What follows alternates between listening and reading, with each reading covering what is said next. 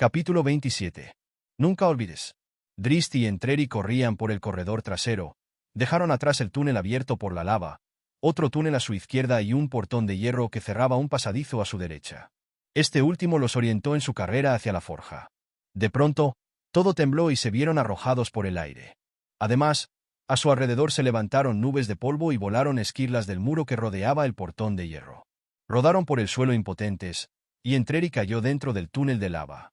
La bestia, jadeó Drizzt, mientras se ponía de pie. Echó a correr de nuevo con Entreri tras él, aunque la cojera del asesino era más evidente y le costaba mantener el paso del otro. Llegaron a la forja iluminada y lo primero que advirtió Drizzt fue que el hermano Afafrenfere se apoyaba tembloroso en la puerta de mitril abierta. Llamó al monje y éste señaló con urgencia hacia el interior del túnel. Drizzt se adentró en el túnel sin aminorar el paso, con Entreri esforzándose por no quedar rezagado. Los dos llegaron a la cámara primordial. Drizzt se paró en seco al contemplar el escenario ante él. Las telarañas, la araña verde muerta, el altar, el montón de lava cerca del borde del foso, los compañeros de Mithril Hall reunidos frente a un montón de escombros, justo al lado de la entrada del pasadizo que Drizzt reconoció como el túnel de lava. Catibrie se apoyaba sobre Bruenor, parecía débil, marcada y estaba cubierta de polvo. Drizzt se apresuró hacia ella. «Encontramos a tu Dalia», le anunció Bruenor y señaló hacia los escombros. Drizzt inspiró con fuerza y Entreri, que oyó el comentario, corrió hacia el montón de escombros y comenzó a apartar las piedras a un lado. «Dalia», chilló y arrojó una roca con rabia antes de volverse hacia el resto. «¿Qué le habéis hecho?» Drizzt se acercó a Catibrie, temeroso de que Entreri fuera a por ella, pero la mujer enderezó los hombros y se apartó de Drizzt. «No era la elfa que conocías», le dijo con calma. «Estaba poseída por un demonio. No pudo atenerse a razones». Entreri cogió otra piedra, se dio la vuelta y la arrojó con todas sus fuerzas al montón de escombros. De pronto, se dejó caer, como si las piernas ya no pudieran sostenerlo, y se quedó mirando a las piedras. «Deberíamos marcharnos», comentó Regis. «¿Encontraste a la enana?» Drizzt no podía apartar la mirada de Catibrie, ni de los moratones y quemaduras que rodeaban el cuello de la mujer. «Están cerca de aquí. Viene con otros a los que rescatamos también», respondió al fin. «Y sí, es hora de irse, y lo antes posible». Cogió a Catibrie del hombro y la empujó hacia los brazos de Wulfgar. Luego, hizo un gesto a sus amigos que fueron hacia la forja. «Hora de irse», le dijo Drizzt a Entreri tras unos instantes de silencio, y se agachó al lado del hombre. «Marchad entonces». «¿Aquí no te queda nada?», repuso Drizzt. Entreri levantó el rostro hacia el otro, y Drizzt supo que iba a decir antes de que pronunciase las palabras. «No me queda nada en ningún sitio. Siempre hay algo. Márchate, Dro. Tu sitio está al lado de tus amigos. Encontrarás algo», comenzó a decir Drizzt, pero Entreri lo interrumpió a mitad de frase. «Vete», dijo con firmeza y se volvió hacia los restos de muro caído. Drizzt se demoró un poco más, pero comprendió que no tenía más que añadir. Se incorporó, palmeó el hombro de Entreri y se dio la vuelta. «Nunca olvidaré que viniste a rescatarme, Drizzt Do'Urden», dijo Entreri tras él, y por algún extraño motivo, sus palabras llegaron al corazón del Dro. Cuando volvió a la forja, Drizzt comprobó que Ámbar y los 3 humanos liberados se encontraban allí. Catibrie no contaba con conjuros para deshacer la maldición de la enana, pero Regis le ofreció una poción de su morral que fue de lo más efectiva. Al poco de ingerirla y antes de que el grupo de 10 se pusiera en marcha, Ambergris comenzó a hablar sin parar, mientras relataba todo lo que le había sucedido. «Revientatripas», susurró Regis a Drizzt y Bruenor y señaló con el mentón hacia la enana. «Creo que es capaz de fulminar cualquier náusea por venenosa que sea». «Ja, ja, ja, ja, ja». Se carcajeó Bruenor y el propio Drizzt sonrió, aunque no podía dejar de pensar con pesar en Dalia, y en Entreri con lástima. Ambergris se acercó a su querido y viejo amigo Afafrenfere y le colocó la mano sobre la frente. Comenzó a cantar, invocando a su dios, para insuflar al maltrecho monje calidez y energía. Afafrenfere se irguió de inmediato y agradeció a Ámbar lo que había hecho. «Tengo algo más de magia preparada», ofreció la clérigo enana a los demás. «Úsala en ti misma», le indicó Regis. «No sé cuánto contendrá la poción la maldición que te echaron los Dro». «Malditos sean esos condenados Dro», rezongó Bruenor. Drizzt no pudo estar más de acuerdo. «No me gusta verlos aquí, elfo», siguió el enano. «Excepto a ti, claro está». «Claro», asintió Drizzt con una sonrisa. Bruenor iba a seguir hablando, pero cerró la boca con un chasquido, y frunció el ceño. Levantó una mano para silenciar la pregunta que estaba a punto de hacer Drist y se volvió hacia la gran forja. —¿Bruenor? —preguntó por fin Drist, tras una larga espera en la que el enano se limitó a contemplar la forja. Sin pronunciar palabra, Bruenor fue hacia la forja. Cuando la alcanzó, depositó su hacha, casco y escudo sobre una bandeja de metal en la boca de uno de los hornos. Miró a su alrededor, haciendo caso omiso a las preguntas de Drist, y cogió una polea con un gancho en el extremo y un par de largas pinzas. Los otros se unieron con ellos en la forja, pero Bruenor también ignoró sus preguntas y siguió a lo suyo. Tendió la polea sobre la bandeja metálica, entre las paredes que conducían a la pesada puerta del horno, y la abrió con el gancho. En su interior ardía el fuego primordial. Bruenor hizo un gesto de aprobación y sonrió. Luego, buscó en la forja hasta encontrar las herramientas que necesitaba. «No tenemos tiempo», arguyó Drist al caer en la cuenta de lo que pretendía el enano. «Aguantad un poco», sentenció el enano. «¿Bruenor? Aguanta un poco, elfo», estalló el enano. «Aguantad un poco todos. Llevamos heridos entre nosotros», le recordó Catibrie. «E inocentes. Cuanto más tiempo estemos aquí, más». El enano la miró sin alterarse. Su decisión era firme. «Tenemos que irnos», insistió Catibrie, pero se interrumpió cuando miró hacia el horno y escuchó la llamada del primordial. «El hacha», pidió al enano. «¿Y el casco?». Catibrie miró a Bruenor con los ojos relucientes a causa de la emoción y provocó un jadeo horrorizado en el resto cuando saltó a la bandeja entre las paredes de protección que conducían al horno. El calor era excesivo para cualquiera, pero ella se limitó a coger los pertrechos del enano de donde él los había dejado. «Niña», se alarmó Bruenor. Catibrie dirigió una sonrisa al enano. Luego tomó el hacha y la arrojó al interior del horno.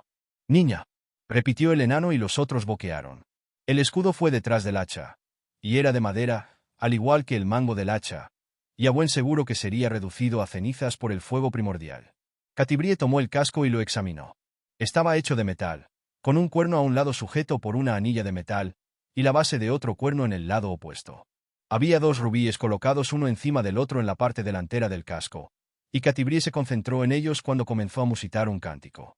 «Rápido», le dijo al enano. «Tu martillo y la coraza de mitril». «Niña, escucha», le urgió Catibrie. «Escucha a Domatoin. Él lo sabe». Bruenor cerró los ojos y se concentró. Imaginó el trono, las sensaciones, los sonidos de los dioses. Él también comenzó a entonar un cántico, pero mientras el de ella era una mezcolanza de canciones, la melodía de Mielikki y los extraños sonidos procedentes del plano del fuego, el de Bruenor era un cántico de enanos, el canto de los obreros y los mineros, una canción antigua que antaño fue entonada en esas mismas salas en una era olvidada en el tiempo. Catibrie besó los rubíes del casco y lo arrojó al interior del horno. Luego le pidió las tenazas a Bruenor y el enano se las tendió. Con ellas, Catibrie recogió el hacha del interior del fuego. El mango humeaba pero, por lo demás, parecía sorprendentemente intacta. Catibrie cogió el arma y examinó el filo metálico refulgente. La colocó al lado de Bruenor, que la cubrió con láminas plateadas, y percutió sobre ellas con un martillo sin dejar de cantar.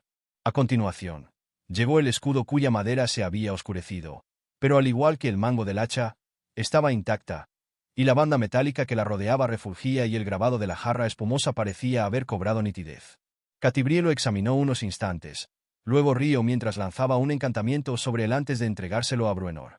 Bruenor ya trabajaba con el escudo, cuando la mujer extrajo el casco refulgente en el que los rubíes relucían con más fuerza debido a las llamas contenidas en su interior. Los cuernos estaban intactos al igual que el revestimiento de cuero del interior. Catibrie no puso el casco en el banco de trabajo de Bruenor. No era necesario. Lo hundió en la bandeja de agua de la forja para enfriarlo, y del líquido surgió una nube de vapor.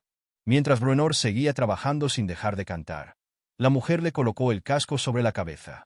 El rostro de Bruenor se iluminó con una alegría inmensa y enarboló el hacha. Entonces, cantó mientras esparcía fragmentos de mitril a su alrededor. Los rubíes brillaron y Bruenor escuchó su llamada. El enano profirió una palabra que ni él mismo comprendió, aunque Catibrie sí ya sintió mientras las llamas en el interior de las gemas relucían con más fuerza. La hoja del hacha de Bruenor estalló en llamas. No era un fuego que se alimentaba del arma. Al contrario, la reforzaba, potenciando el encantamiento de fuego de un hacha que había librado ya cientos de batallas. Bruenor se colocó el escudo en el otro brazo y apagó el fuego del hacha con su pensamiento. «Ahora ya nos ponemos a marchar, elfo», anunció el enano, como si saliera de un trance. «Sí, ahora sí», Drist advirtió que Ambergris meneaba la cabeza en señal de asombro ante lo que acababa de presenciar. El elfo la tocó en el hombro y señaló hacia el otro lado de la sala, donde estaba tendida la enorme draña destrozada, a su lado, la enorme maza que usó en su ataque. Con un grito de júbilo, Ambergris Leomaul corrió para recuperar su amada rompecráneos y cuando volvió, dirigió una mirada suplicante a Bruenor e hizo un gesto hacia el horno. «No, niña», respondió el enano. «Ahora no. No sé muy bien lo que ha pasado, pero no ha sido un simple trabajo de herrería. Fue un regalo», dijo Catibrie. «Para ti. Un regalo de los dioses enanos, un regalo de Gauntlegrim». Se detuvo unos instantes y miró a los ojos a su padre enano. «Y también fue una petición». «Cierto. Un acuerdo del que me alegro». «¿Una petición?», preguntaron Regis y Wulfgar al unísono. «Hemos compartido mucho, y acabamos de compartir mucho más», afirmó Bruenor e inició la marcha. Los otros lo siguieron con Drist a la cola del grupo. Miró hacia atrás varias veces, hacia la sala primordial, pensando en Dahlia y en Entreri. La muerte de la mujer elfa le dolía más de lo esperado.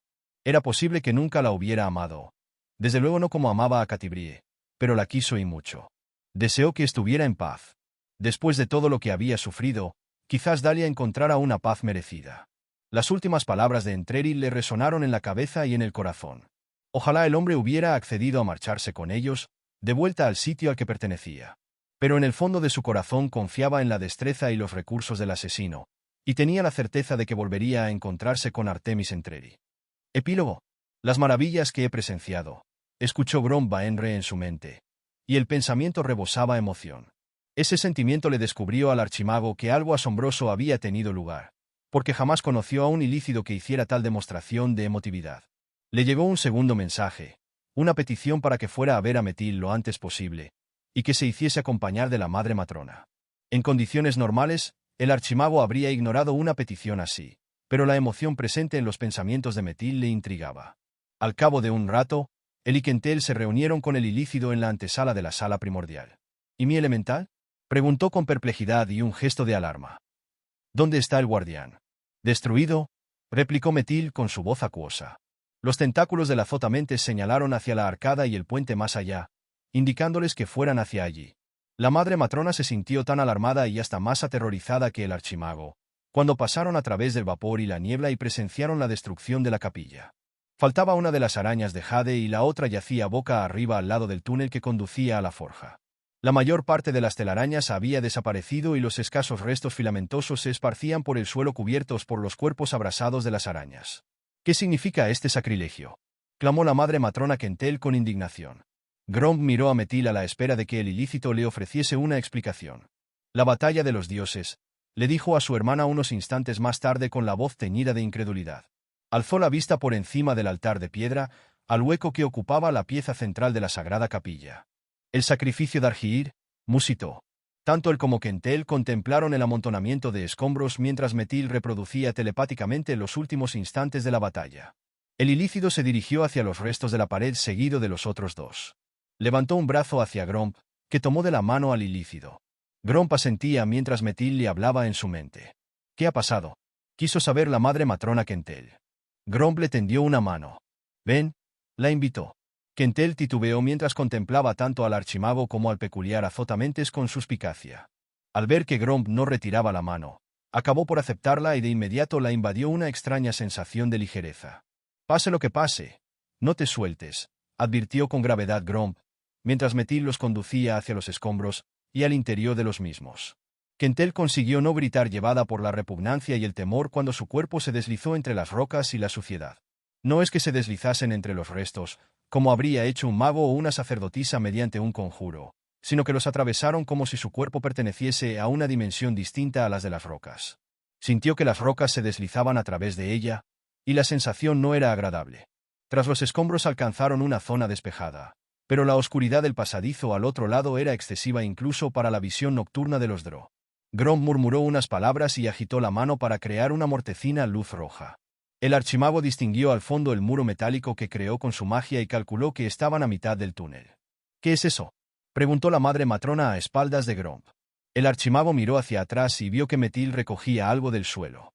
«El bastón de la Dargir», respondió Gromp y cogió la púa de coza de manos del ilícido para entregársela a su hermana. Metil señaló hacia las rocas acumuladas tras el derrumbamiento y agitó los tentáculos para proyectar su magia psiónica. Varias piedras cayeron hacia un lado dejando al descubierto un pie, delicado y de piel clara, el pie de una mujer Dargir. «Está muerta», repuso la madre matrona al contemplar el cuerpo de Dalia enterrado bajo toneladas de rocas. Grom rió por lo bajo unos instantes más tarde cuando Metil volvió a su estado traslúcido y agarró el pie, compartiendo su condición etérea con Dalia. Los ilícidos no eran criaturas particularmente fuertes, pero Metil tiró de Dalia y la sacó sin esfuerzo aparente de debajo de las rocas. Al contacto con el ilícido, las rocas y la mujer se encontraban en dimensiones diferentes. Metil y Dalia recuperaron su estado tangible y la Dargir quedó inmóvil en el suelo y todo hacía pensar que estaba muerta. Sin embargo, no fue eso lo que les dijo Metil a Gromp y a Kentel. «Son extraños los poderes de estas criaturas de la mente», comentó Gromp. «Cada vez que lo pienso, me alegro de que la madre matrona Yvonne destruyese la casa Oblodra». «¿Barrera cinética?», se sorprendió Kentel, perpleja ante la esencia mágica psiónica. «Ven, rápido», exclamó de pronto Gromp.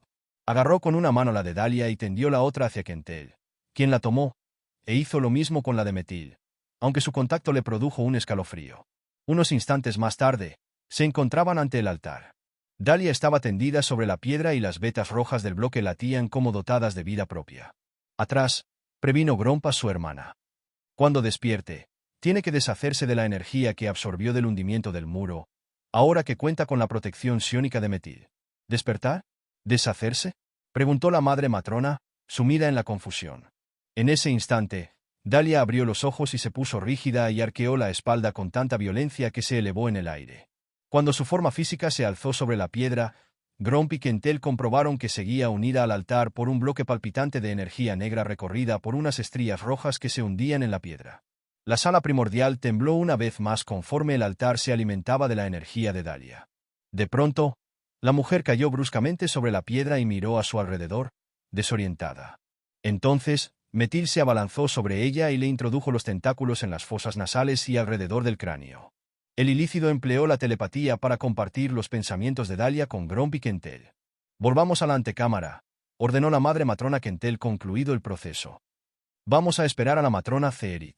Kentel sonreía, satisfecha. Gromp, por su parte, sintió asombro ante el desarrollo de la lucha mantenida por las diosas. Cuando llegaron a la antecámara, con Metil aún conectado a Dalia, que caminaba como un zombi y con los ojos inexpresivos, Gromp creó una mansión extradimensional para mayor comodidad y seguridad de los nobles Baenre y su bendita huésped, mientras aguardaban la llegada de los Orlarrin. El grupo sintió un intenso alivio cuando, al fin, abandonaron los túneles y respiraron el aire libre de los riscos. Alivio compartido hasta por los dos enanos. «El camino no está lejos», dijo Bruenor y señaló hacia el este. «Nos llevará a Puerto Yast y desde ahí, a Longsadle». «Por Bent», dijo Regis y el enano asintió. Los tres humanos se alegraron al escuchar la noticia, pero Drist y Ambargris se volvieron hacia el hermano Afafrenfere. El monje había dejado caer que no iba a seguir con ellos. «Habla claro», le pidió Ambargris. «Es hora de que me vaya a casa», repuso Afafrenfere. «Para enfrentarme a mis hermanos con la esperanza de que puedan perdonarme». «Han pasado años desde que acudiste con Parvid al páramo de las sombras», señaló Ambargris. «¿Crees que se acordarán de ti?» «Tampoco hace tanto», sonrió el monje, y él y Ambargris rieron juntos. La enana intercambió una mirada cómplice con Drist.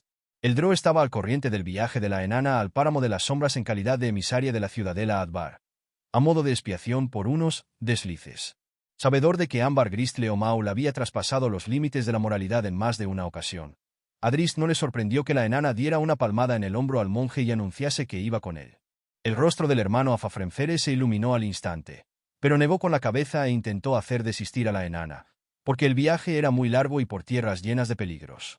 «¿Y quién va a hablar por ti sino yo? Te conozco mejor que nadie», arguyó la enana. Afafrenfere la observó durante un momento y acabó por ceder con una carcajada. «No estoy tan seguro de que tu presencia mejore mis opciones, pero tu compañía es más que bienvenida». «¿Al monasterio de la Rosa Amarilla?», preguntó Drist. «Allá vamos», confirmó el monje. «A la lejana Damara, en las tierras del heliótropo». Regis se volvió hacia ellos al oír el comentario. «Venid con nosotros hasta el camino, en ese caso», le dijo al monje. «Luego iré hacia el sur a través de Neverwinter y seguid el camino del comercio hasta el puente de Jabateskir, y preguntad por Doregardo y los ponis risueños. Cuando los encuentres, Diles que eres amigo mío, del alfling llamado Araña. Te acompañarán a Suzail y desde allí puedes embarcar hacia Impiltur. Conforme hablaba, la mente de Regis voló hacia las lejanas orillas del mar de las estrellas fugaces, a Aglarón, con don Nola Topolino y la vida que compartió allí, y el recuerdo lo inundó de añoranza. Al alcanzar el camino, el alfling tuvo que hacer un esfuerzo enorme para no marcharse con Afafrenfere y Ámbar Gris hacia el sur. Tenía una tarea que cumplir, se recordó con insistencia. Se lo debía a Bent, atrapado en el cuerno roto de Wulfgar, y a Bruenor que quería volver a Mithril Hall. Sin embargo, se juró que volvería a la ciudad de Del Tuntle al lado de su amada don Nola, mientras contemplaba la marcha del monje y la enana hacia el sur, y él seguía a sus compañeros en dirección contraria, hacia el norte, hacia Puerto Yast y desde allí a Longsadle. Volvieron casi a hurtadillas al complejo que ocuparon para convertirlo en su hogar, y contemplaron con horror la carnicería y la profanación de la capilla. A Berejip Sorlarrin se le encogió el corazón al comprobar que el tapiz de telarañas había desaparecido y que lo que iban a ser los aposentos de su madre estaban enterrados bajo toneladas de rocas. No quiso enviar a los esclavos goblins a retirar los escombros por temor a originar nuevos hundimientos. En la forja el escenario no era mucho mejor. Lo primero que advirtió fue la gran draña descuartizada, sus restos esparcidos por toda la estancia. El humano prisionero se había marchado, e incluso se llevó el cadáver del monje con él. Hasta los esclavos que tuvieron que dejar atrás habían escapado. La sacerdotisa se maldijo por no enviar un asesino a las galerías de esa sección, sobre todo al recordar que entre los esclavos había una enana clérigo. Los muertos en la forja, muchos muertos, eran todos aliados Sorlarrin. Decenas de goblins, un cuarteto de drañas y más de una docena de Drow Sorlarrin. Entre los cadáveres no había ni un solo enemigo. Los invasores habían escapado y el apóstata Drist Dourden figuraba entre ellos. Sí, Berejip recuperaba el control del complejo, pero su madre no se iba a alegrar. Los exploradores de Berejip le comunicaron que la matrona Ceerit se hallaba a 1 o 2 días de distancia. Acudía con el resto de la casa y una importante fuerza militar de Menzoberranzan que se uniría a Zabrak en el este. Las únicas buenas noticias procedían del norte, desde donde llegaban Rabel, Saribel y Tiago Baenre. Sin embargo, hasta esas nuevas estaban teñidas de sombras. Los rumores hablaban de Drow muertos, Sorlarrin en su mayoría, e incluso que el maestro de armas Yard no formaba parte de la comitiva que regresaba a Sorlarrin.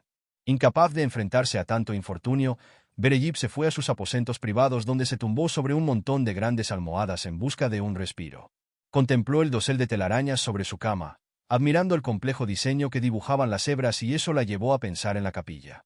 ¿Qué podía hacer para arreglar el destrozo antes de la llegada de la matrona Ceerit?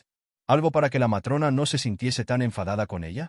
Decidió que no permitiría que la inculparan de lo sucedido. Culparía a Rabel, aunque reconoció que era arriesgado pues su acusación involucraba también a Tiago Baenre. Y no era buena idea hablar mal de un Baenre. Ya sabía lo que iba a hacer. Revelaría que Rabel había espiado a Grom. Así fue como Rabel averiguó dónde se ocultaba el apóstata, o creyó saberlo, y se llevó a la mayor parte de los guerreros dejando Sorlarrin indefensa, a pesar de las protestas de Rabel. Toda la responsabilidad caería sobre él. La sacerdotisa asintió para sí misma, era un buen plan. Lo único que tenía que hacer era liberar de culpa a Tiago Baenre. Si jugaba bien sus cartas, el noble Baenre se pondría de su parte porque era el primer interesado en que otro cargase con las consecuencias de la incursión en busca de Drist Dourden. En realidad, todos intentarían echarle la culpa a otro porque era el modo de proceder de los Drow. Berejip era consciente de que no solo tenía que convencer a su madre, también a Grom, que no aceptaría de buen grado la ausencia de Dahlia, por quien había mostrado un interés especial. Con ese pensamiento en la cabeza, Berejip imaginó a la Dargiir envuelta en la telaraña, pero en la que conformaba su dosel en lugar de la capilla. Acarició la idea de colocar a un esclavo en el lugar de la mujer.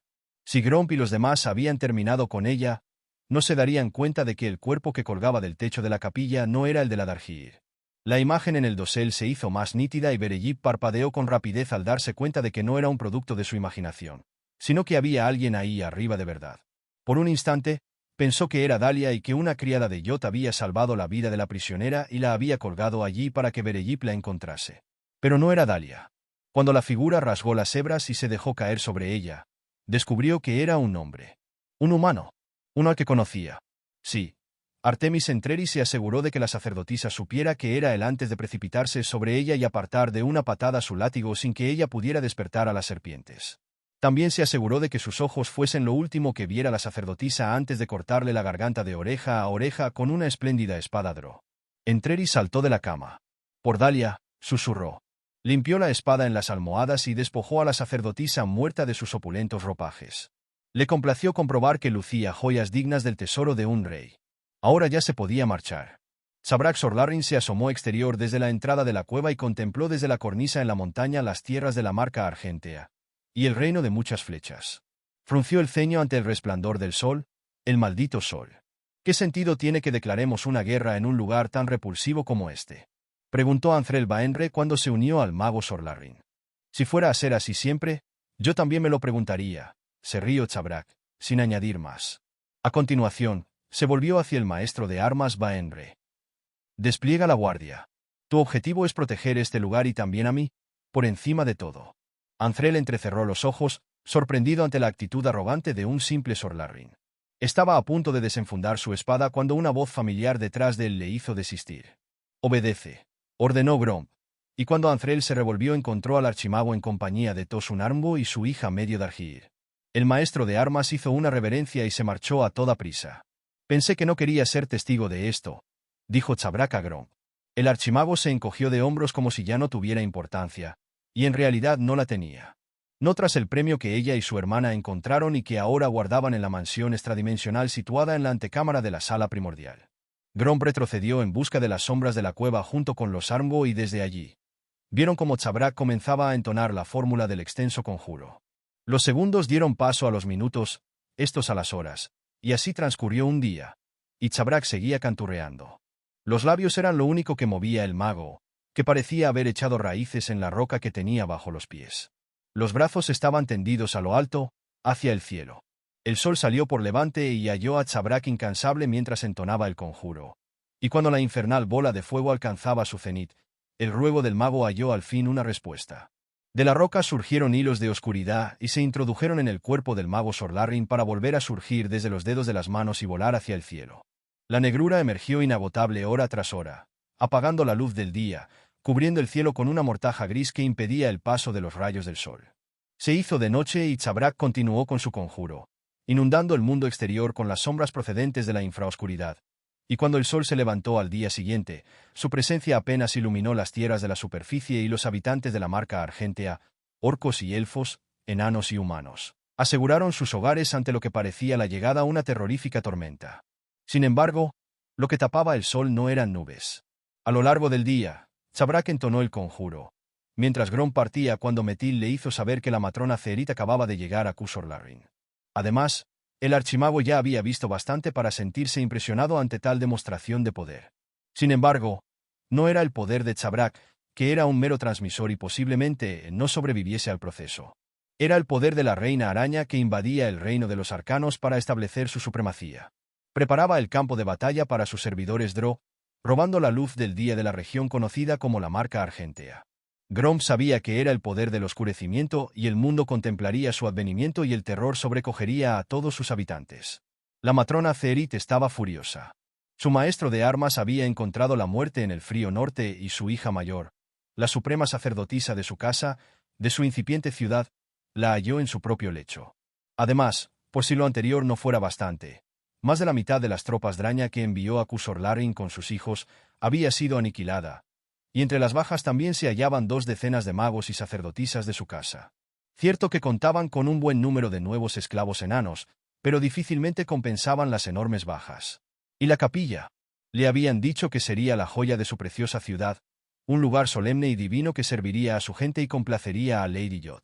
Ahora, sin embargo, lo único que contemplaba eran restos de telarañas, escombros que cubrían toda la estancia y unos invitados tan inesperados como indeseados.